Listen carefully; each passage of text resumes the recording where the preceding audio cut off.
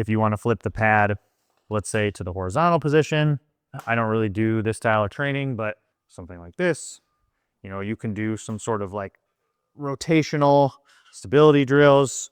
I don't like that. Let's just quickly adjust it a little bit longer. And that's what's cool about this attachment. It's just super easy to use, and there's not really a big learning curve as far as trying to figure out how exactly all the angles and everything works.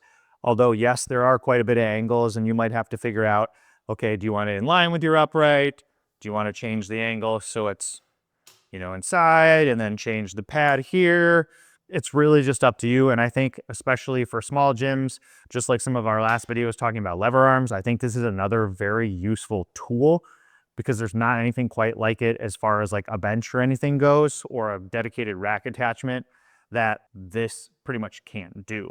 So with that being said though, it does take up quite a bit of space, but the price is very fair for what you get. So I think it's $4.95 for this attachment.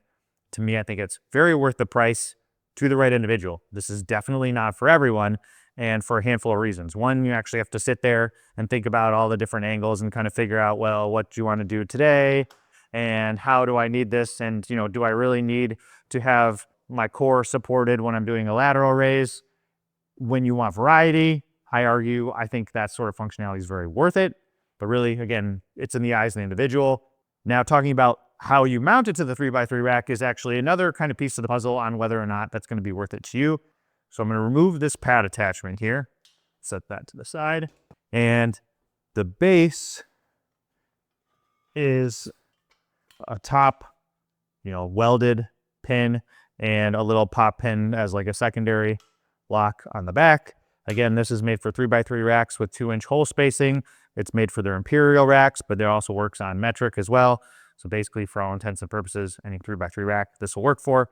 It's made to go typically on, you know, the front posts of a rack. I was showing it here on lever arms. It doesn't really matter, any 3x3 tube. But then depending on if you orient it to the arm this way or this way, changes obviously where the angle is going to go. Or if you do something, depending on the rack specifically you have, I've actually made some dedicated cross members. I know this is going to get a little kind of packed and kind of hard to see, but I've made some dedicated crossbars / cross members to mount this thing directly in the back of my rack. Now, rather than, let's say, horizontal angles, based on how I've oriented it, like sideways on a cross member, I actually have these vertical angles, which I think is extremely useful in this new era of rack-mounted cable systems.